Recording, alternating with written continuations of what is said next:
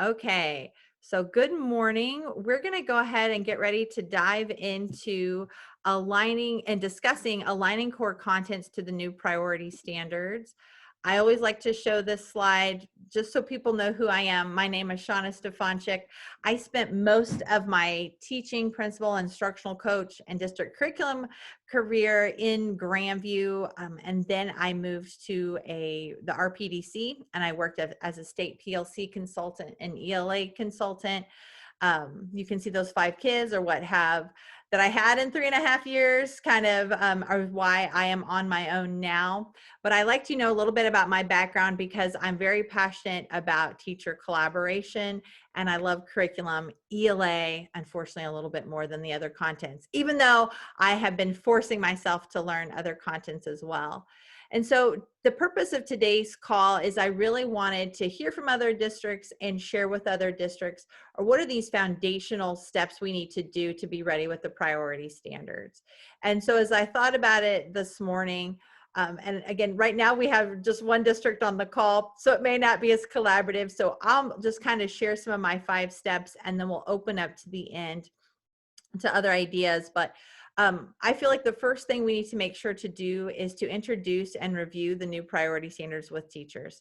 If we didn't have a chance to do that last year, everybody just needs to know a little bit of why behind those and have a chance to really look and digest those.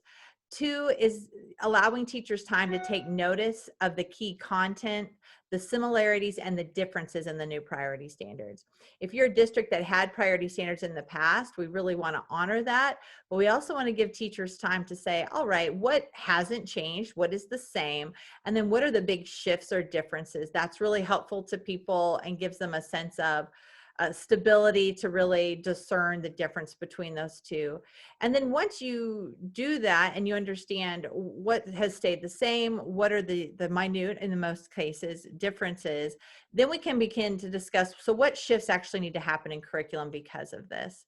And then we can talk about, all right, so now we need to align our curriculum to that, which to me then leads to step 5 is, once we've got that alignment, we really need to start revising and creating our assessments. So those are the 5 steps I'm going to be going over today that I personally think are foundational that need to happen. So I'm going to walk through each one of those and just give you specific ideas and then open it up to people on the call to ask questions. So if we dive into this first question of just introducing and reviewing the new priority standards, that's the first thing. And I know we do everything digitally and electronically, but it is really helpful, and maybe because I'm in my 40s and old now, but I like things hard copy. And it's really nice for people to be able to manipulate and write on that document. So I would recommend printing this off for each content and just letting them have time. I'm going to give you an activity in a moment to really have these in their hands and look at them. I'm going to pause for a second and just go to the DESE website to make sure everybody knows where to find those. So when you type in DESE and you go to the website, anytime you go under educators and this curriculum tab, it will pull up the curriculum page.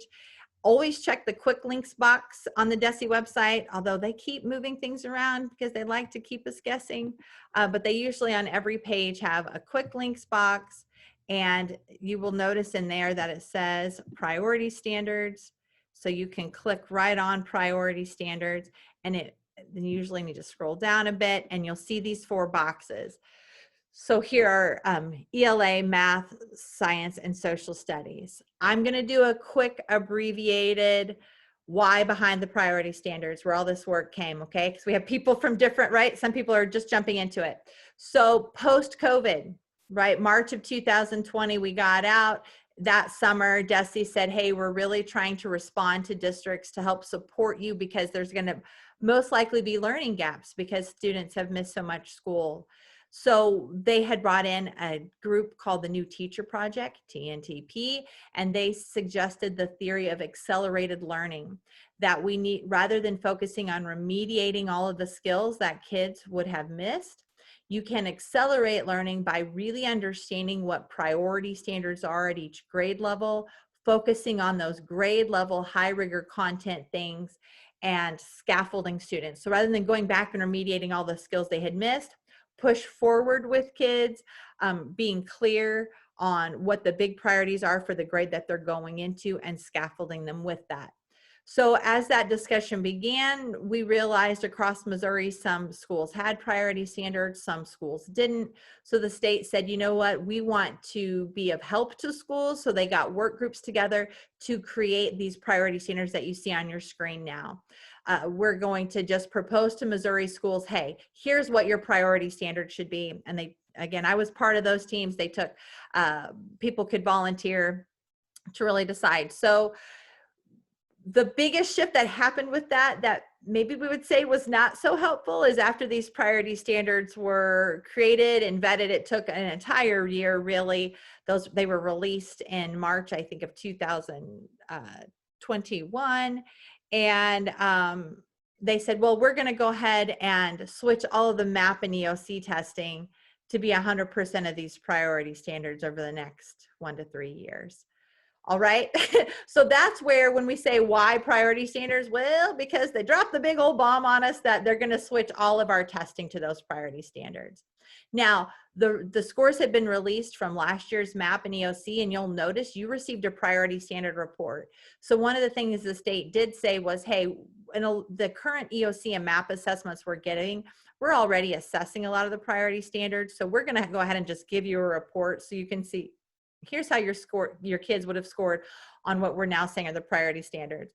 But what is coming down the pike that is very clear, and is clear for teachers to understand, 3 through 12, because they're the tested grades, is that in the next year to 3, they're figuring out, it could be as early as this year, 100%, at least by 3 years, of all EOC and MAP assessments will purely be on priority standards. So they are a big deal, because that's how we're now going to be graded as schools. So that is the big fire burning, but why we're shifting, and we want to make sure everything is aligned to that, because that's now how kids are going to be tested.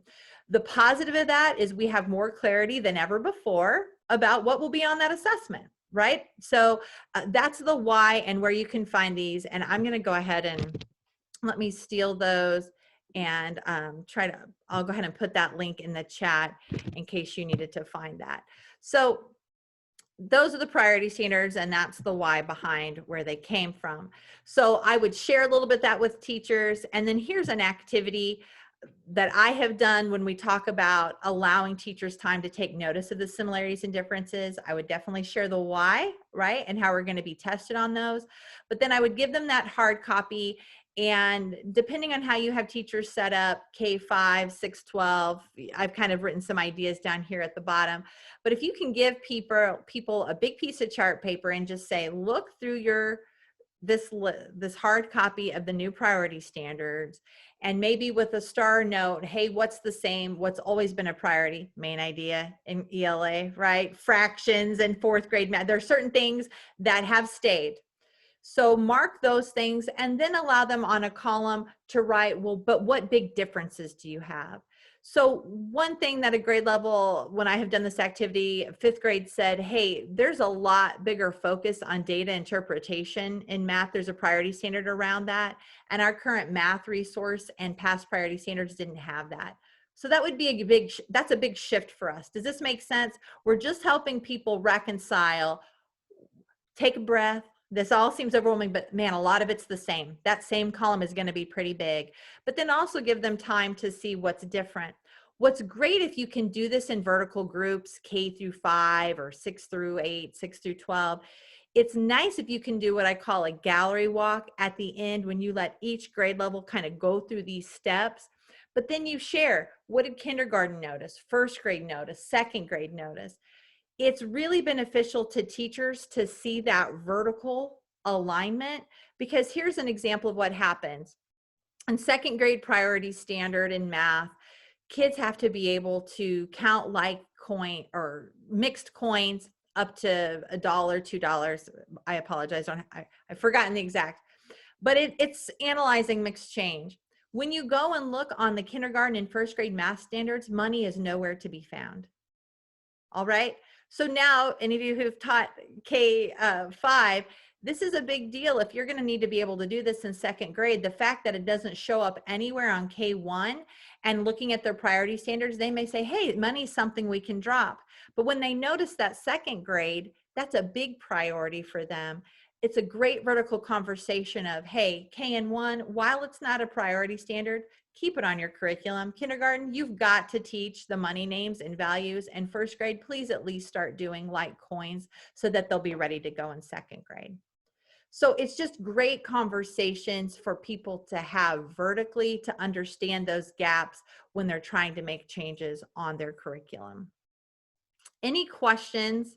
Feel free to unmute, or comments about this idea of how you would help teachers look at the priority standards and start to analyze some similarities and differences.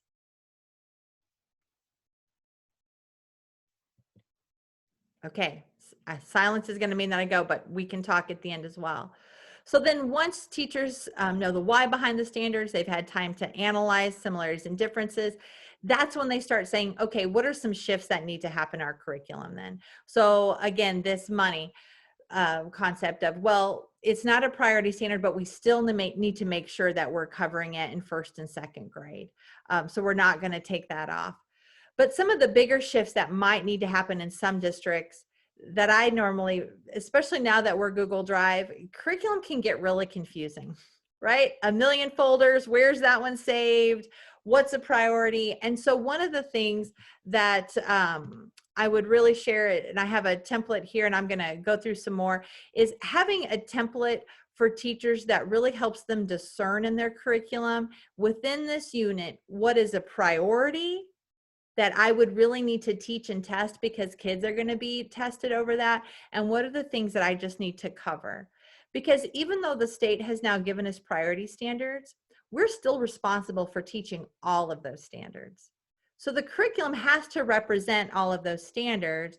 We're just wanting to make it clear to teachers what is a priority and then what are things that we just covered, if that makes sense. And so again, on the example I shared earlier where fifth grade said data interpretation normally was not on there, their new curriculum is going to have to show, hey, now that is a priority standard and that needs to be clear to them.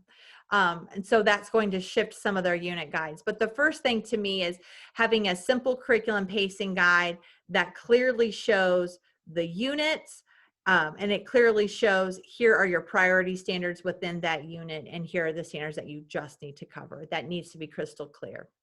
And they need to understand where those shifts come from. So number 4 is once they understand the shifts, then they actually need to align their curriculum to it, which gets to what I'm talking about of making sure they have a clear template and a process to do that, that whatever they pace follows the current resource that they're using. I've seen a lot of districts try to, let's say if they're using, let me think of another math, well, everybody I know uses Eureka Math or Engage New York. It's best to let them follow the pacing of that and understand where the priority standards fall within that resource. Because when you take the pacing out of the resource, it's really hard for teachers, but it helps them know within that unit, here are the state priority standards I need to hit really hard.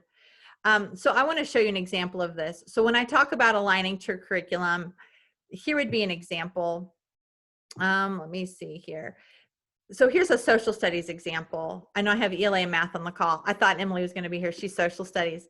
So I was trying to impress her, right? So social studies, here we've got your unit. And another thing I think is great if you can do for teachers in their curriculum is hyperlink these Missouri documents for them so they don't have to navigate. Where are your MLS? Here's your item specifications. Here's your priority standards. And here's some MoBlocks, which I'll talk to you a little bit about.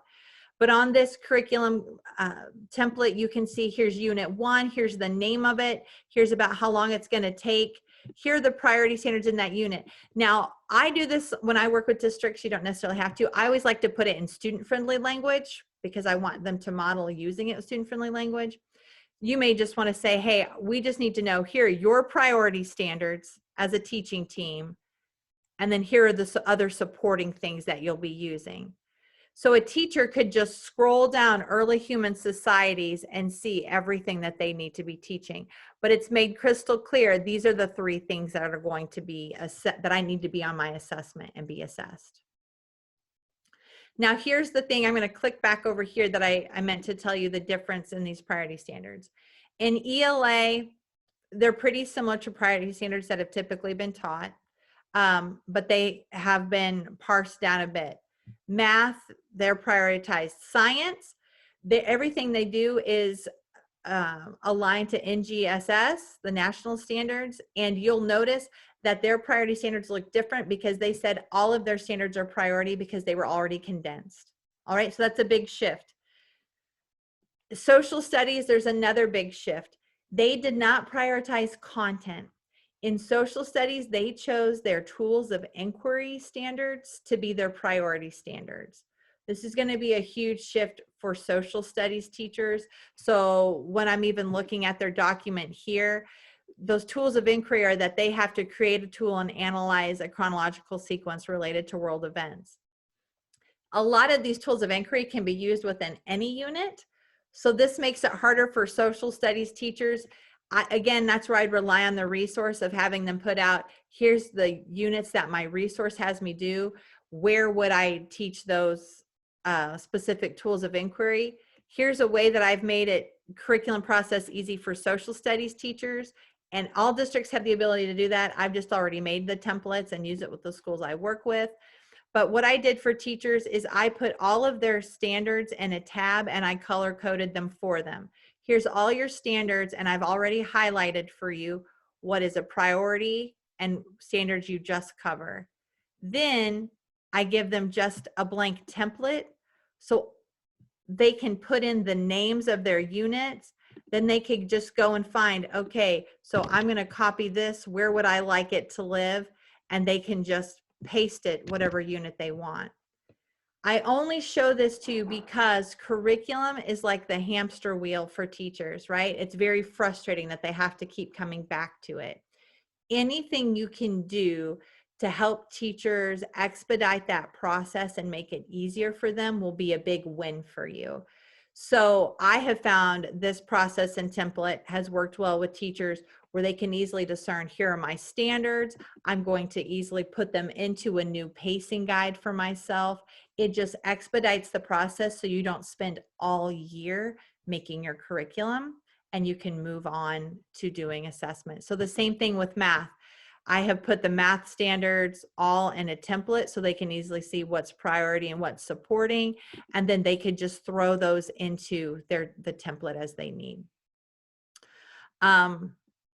So, and then the last thing you'll notice, I have put where I say embed DESE resources. It's more clear on social studies.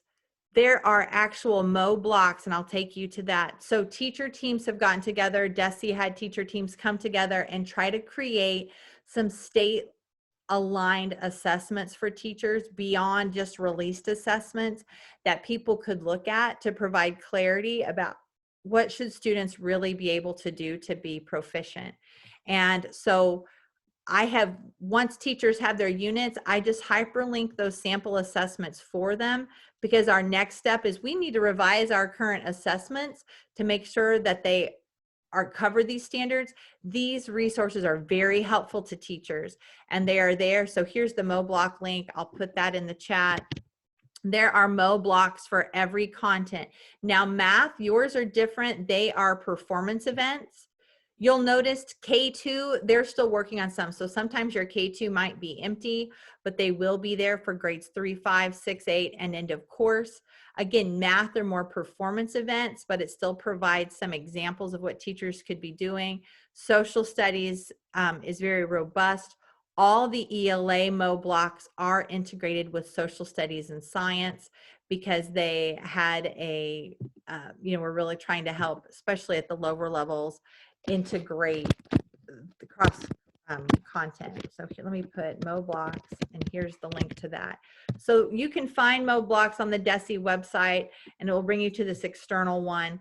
But I would highly encourage you, as you get into the last step I recommend, which is having teachers actually revise and create state-lined assessments, that you really start and begin utilizing these Mo blocks, because they could take assessment questions or reading passages or stems right from there.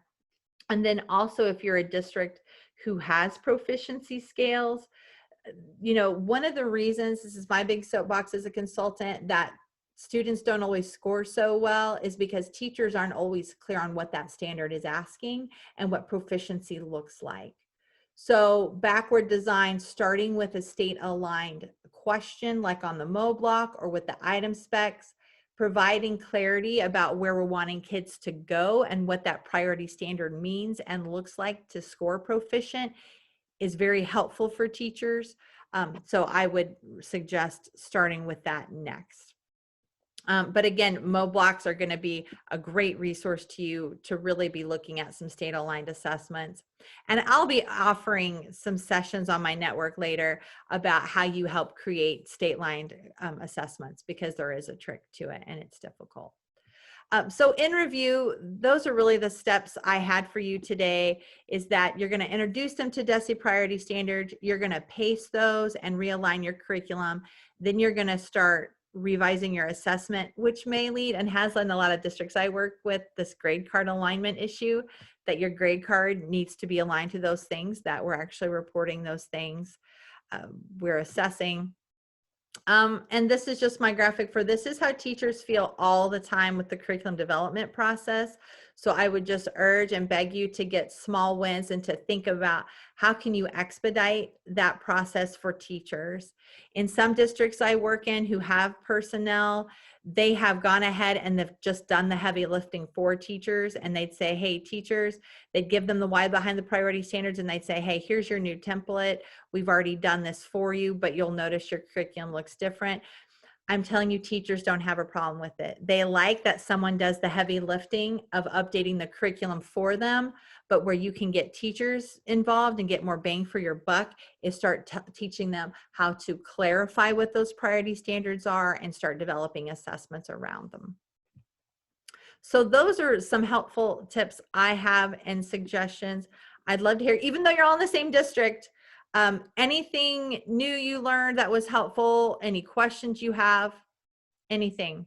Somebody on mute, talk to me. Well, I was happy to hear you say that to stay with the pacing of Eureka, because that was kind of a nightmare in the back of my head, thinking, how in the world would we try to pull these standards out and, you know, revamp that? And Anne probably had the same thought. Yeah. The only thing I'll say to you that I've noticed, Susan, is there might be sometimes Eureka covers a unit too quickly and teachers need to expand it because it's now a priority standard. So the biggest thing for you and districts I worked with is translating, you know, you've probably already done this, correlated Eureka from Common Core standards to the Missouri ones, so they know where those priority standards live. Here's the other big thing for Eureka that I think throws kids off: the transference of, and I love conceptually how Eureka teaches it. I mean, it's good mathematical practice, but the map assessment doesn't ask it the same way, and that throws kids off in the formatting, even from horizontal to vertical. Does that make sense? They'll sometimes go to an old school type question and not know how to set it up, because the Eureka maths assessments mirror how they're taught in their instruction.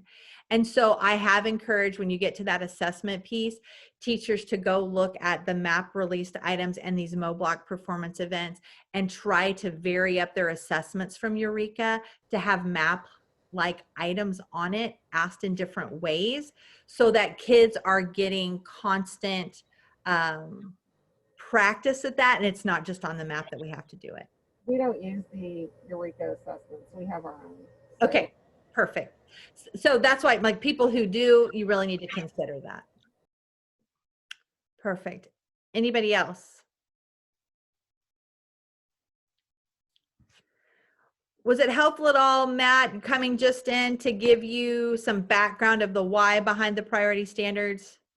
Yeah, for me, it was definitely helpful. And I like just when you mentioned that this should give teachers clarity on what's actually going to be assessed, you know, and so I think that's helpful. I think, you know, we can look at some of the larger unit exams that we have, but then also hopefully empower students to think about how they're assessing some of these priority standards and smaller, more informal ways and formative ways, throughout the unit as well. So I think that that'll help teachers know, okay, we're still responsible for all of the standards, but if you're really thinking about what your hill to die on is for this particular unit, this is what it is. And if we're looking at the curriculum and we're not seeing spots where that is a natural fit, then that gives us a place to start thinking about some revision and modification to the curriculum as it exists right now. Perfect. And I say lead with the assessment piece. Unfortunately, even though I'm not a big, we're not about the assessment, but sadly, you're a district office, so you are. Right? I mean, it is what it is, whether we philosophically agree with it at all. But I think to lead with that with teachers helps with the why, because a lot of them are like, you got to be kidding me. Right? Curriculum work again. So lead with that. But now the silver lining is we have a lot more clarity about what is going to be tested, and we're trying people that gives them okay, right? That will give you some groundwork. Anne, was that helpful to you at all? Oh, for sure. And I appreciated your template that you shared, because there's some similarity to the way our ELA curriculum template, it's set up similar. And quite honestly, I tend to oversimplify things at the beginning. And to me, it's a matter of going through that teacher-friendly curriculum document that we have that's like our, for lack of a better word, pacing guide, and going through and highlighting what are the skills within each unit that have to be taught and assessed. That will be so helpful. And I'm just telling you, I know that's a lot more work on you on a front end, but as a consultant, I work with a lot of small districts and charters. They don't have anybody in your positions, right? So I'll just come in, I just do it for them. They've got enough. So if you can highlight for them, that's a big win up front. They'll listen to you, right? Like, thank the Lord. Thank you. But it's a small thing that we can do for them. That's a win of, let me just help you. So I love that. Sherry, hopefully you got something. Yes, that helped a lot, but it also made it more, I got more things to do on my to-do. Well, welcome to working in curriculum, right? Right, I know. But yeah, no, that helped a little bit. Not a little bit, it helped a lot. I just am trying to process what this means, because we just adopted IM in middle school, illustrative mathematics. It's kind of like Eureka, but a different producer of that. And then we're getting ready to adopt a new resource in high school. So trying to figure out. Yeah.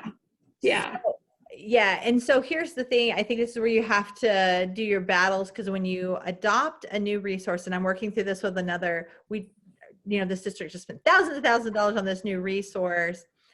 So there's this point of, you want to just help people please use the new resource. We just spent hundreds of thousands of dollars on it. And you don't want to muddy the water by now coming in, oh yeah, by the way. So, here would be my thoughts of getting if you had this template where it said, here's illustrative, I don't know if it's mainly web-based or it's both. Problem-based discussion. Oh, it's okay. Classroom, curriculum, cooperative learning type. Okay. So they're still going to need to have that type of template and figuring out where those priority standards live within these problem-based discussions, I think. Right? Yeah. It's just recognizing or reconciling the resource and these new priority standards and where they fit. But I'm just telling you, I think the timing of that is tricky. You do have your work cut out for you, because that program, if it's like this critical thinking mathematical discussion, that's a whole nother pedagogy thing itself. You're trying to train teachers. Yes. Yeah. Yeah. We're trying to do that at high school too. So don't even, yeah. The big mountain. I'm going to keep thinking about yours. This is a big one. It's going to be interesting. It is.